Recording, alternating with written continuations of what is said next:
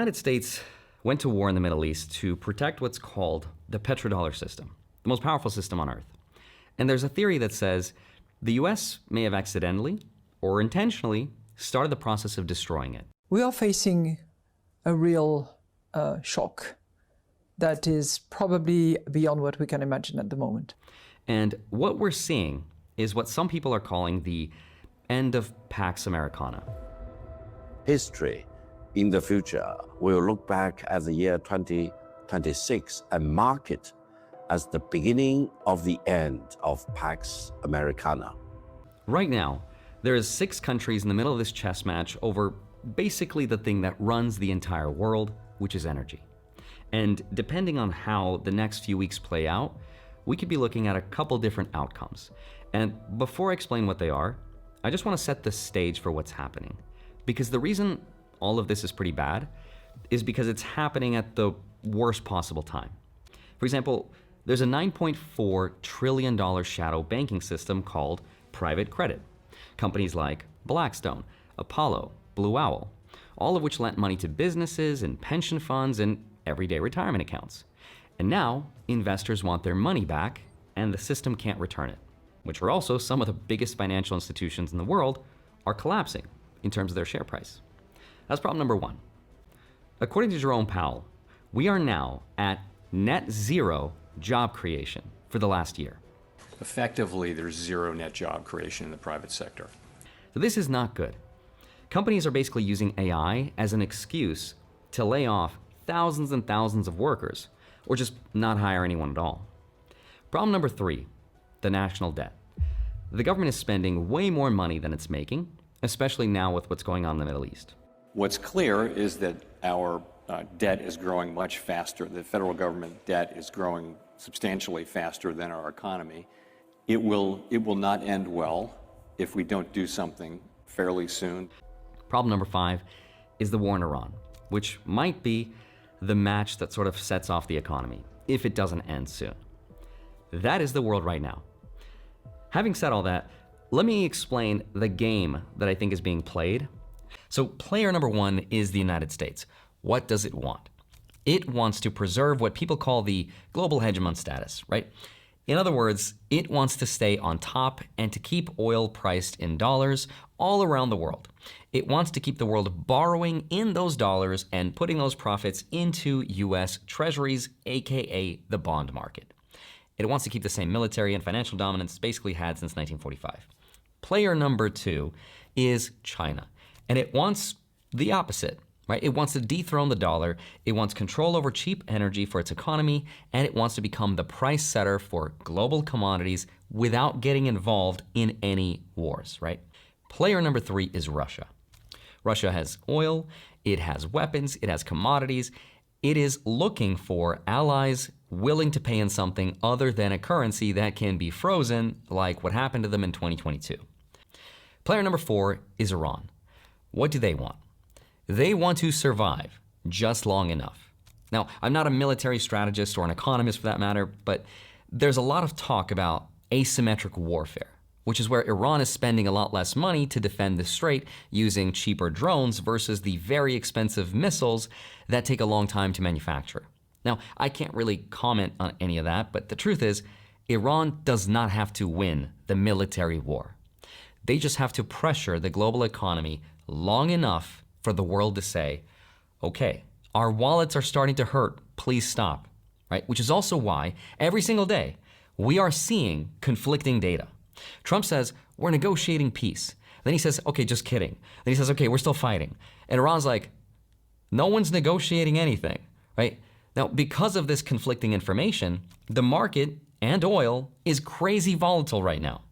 And this could be very intentional, because it is very profitable for those who can be on the right side of volatility if they have the right information.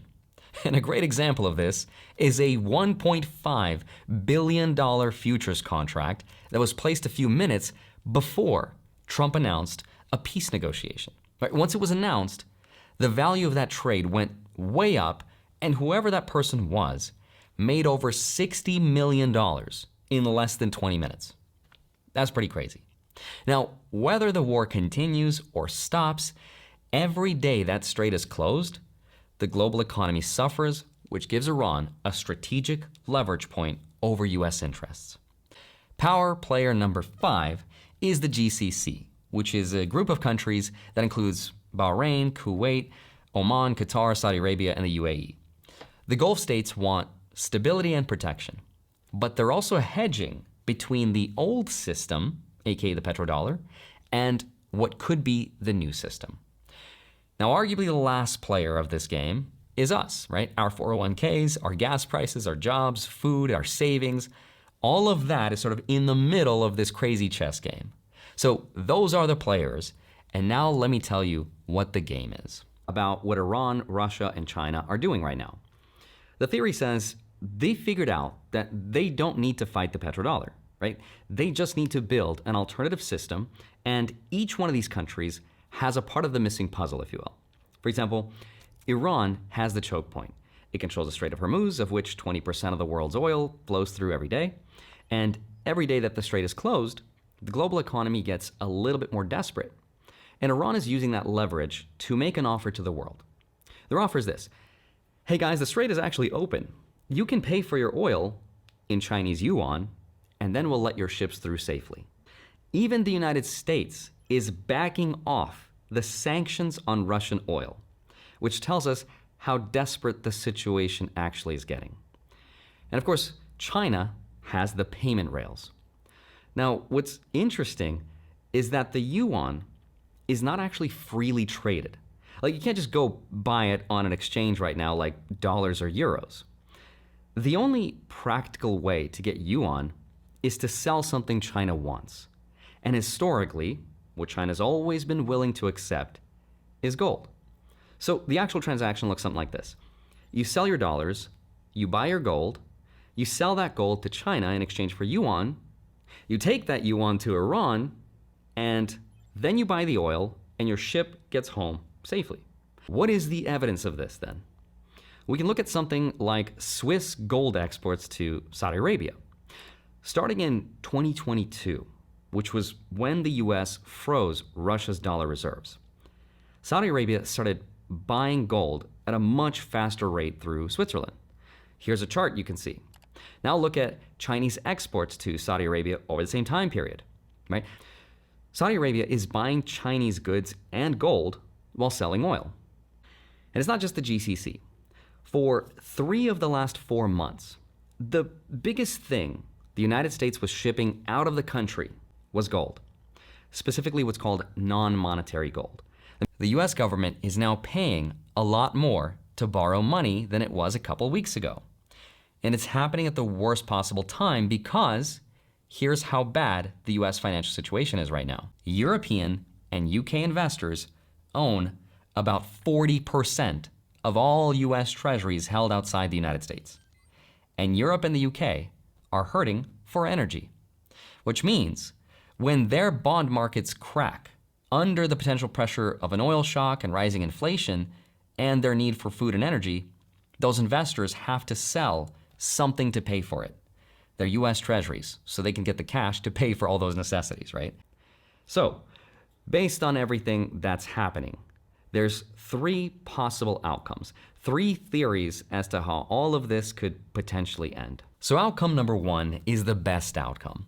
And it says the war ends right away and Iran gets some version of what it wants, which is a security guarantee, no US military presence, and maybe some kind of a negotiated settlement.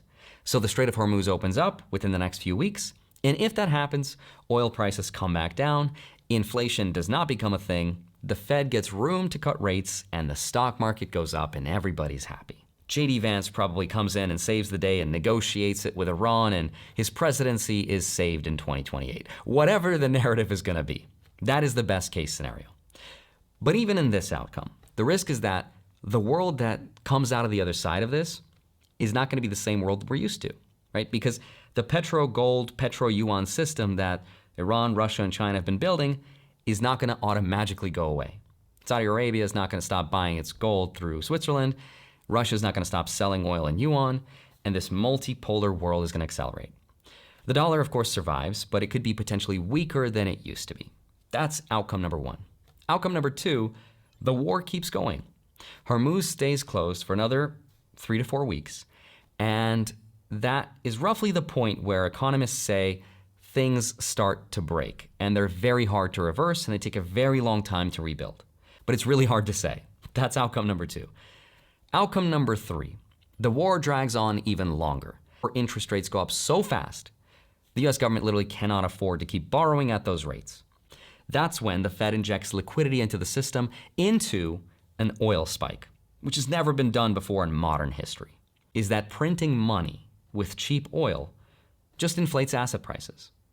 Printing money with expensive oil inflates everything. And if people can't afford to buy the basic things, that's not good for stocks. A hyperinflationary sovereign debt crisis and stagflation. In this scenario, everything gets hurt.